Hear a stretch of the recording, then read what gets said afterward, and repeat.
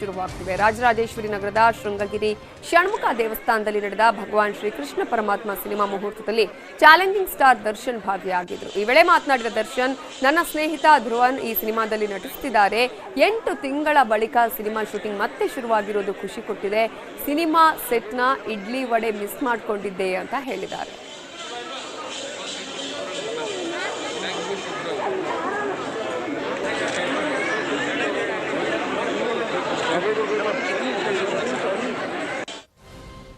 ಉಡುಪಿಯ ರಕ್ಷಿತಾ ಸಂಶಯಾಸ್ಪದ ಸಾವು ಪ್ರಕರಣಕ್ಕೆ ಸಂಬಂಧಪಟ್ಟ ಹಾಗೆ ರಕ್ಷಿತಾ ಗೆಳೆಯ ಪ್ರಶಾಂತ್ ಈಗ ಪೊಲೀಸರ ವಶಕ್ಕೆ.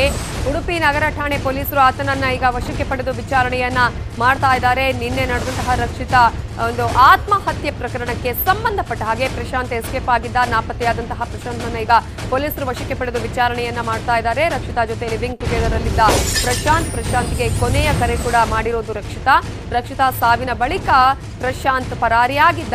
ಆತ್ಮಹತ್ಯೆಯೋ ಪ್ರಚೋದನೆಯೋ ಕೊಲೆಯೋ ಅನ್ನೋದರ ಬಗ್ಗೆ ಸಾಕಷ್ಟು ಅನುಮಾನಗಳಿದೆ. ಅದೇ ಕಾರಣಕ್ಕಾಗಿ ರಕ್ಷಿತಾ ಅನುಮಾನಾಸ್ಪದ ಸಾವಿನ ಬಗ್ಗೆ ತನಿಖೆಯನ್ನ ನಡೆಸಲಾಗ್ತಾ ಇದೆ. ಮರಣೋತ್ತರ ವರದಿಯ ನಿರೀಕ್ಷೆಯಲ್ಲಿದ್ದಾರೆ ಪೊಲೀಸರು.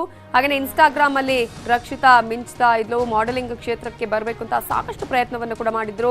ಹಾಗೆಯೇ ಅದಕ್ಕಾಗಿ ತಯಾರಿಯನ್ನು ಕೂಡ ಮಾಡ್ಕೊಂಡಿದ್ರು. ಶನಿವಾರ ಮೃತಪಟ್ಟಿದ್ರು ರಕ್ಷಿತಾ. ಸಾವಿನ ಮೊದಲು ಪ್ರಶಾಂತ್ಗೆ ಕರೆ ಮಾಡಿ ನಾನು ಕುಡಿದಿದ್ದೇನೆ, ಸಾಯ್ತಿದ್ದೇನೆ ಅಂತ ಹೇಳಿದ ಬಳಿಕ ರಕ್ಷಿತಾಳನ್ನ ಹಾಸ್ಪಿಟಲ್ಗೆ ದಾಖಲಿಸ್ತಾನೆ. ಆದರೆ ಯಾವಾಗ ಆಸ್ಪತ್ರೆಯಲ್ಲಿ ಆಕೆ ಮೃತಪಡ್ತಾಳೆ ಅಂತ ಗೊತ್ತಾಗುತ್ತೋ ಅಲ್ಲಿಂದ ಆತ ಆಕೆಯ ಮನೆಯವರಿಗೆ ಫೋನ್ ಮಾಡಿ ನಂತರ ಅಲ್ಲಿಂದ ಆತ ಎಸ್ಕೇಪ್ ಆಗ್ತಾನೆ. ಈ ಹಿನ್ನೆಲೆಯಲ್ಲಿ ಪೊಲೀಸರು ಸಾಕಷ್ಟು ಆಂಗಲ್ಗಳಿಂದ ವಿಚಾರಣೆಯನ್ನ ಕೂಡ ನಡೆಸುವಂತಹ ಪ್ರಯತ್ನವನ್ನ ಮಾಡಿದ್ದಾರೆ. ಇವತ್ತು ಪೊಲೀಸರು ಆತನನ್ನ ವಶಕ್ಕೆ ಪಡೆದಿದ್ದಾರೆ.